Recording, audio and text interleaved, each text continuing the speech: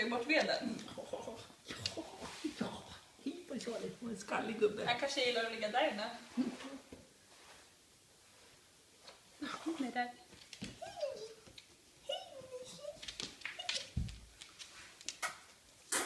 Jag måste prata. Jag måste berömma honom. Hej gubben! Oj! Vad var det? Nu kommer han lägga sig ner. Nej.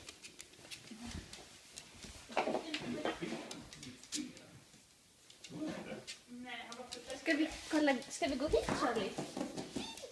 Låt honom bara gå runt ett tag, ska få maten. Ja, oj. Här kan den gå. Här kan den gå. Här kan den gå. Ska man hitta matskålen där borta sen? Det är någon plastbit på det så jag måste ta bort. Kolla här. Oj, vad fint. Käka upp den.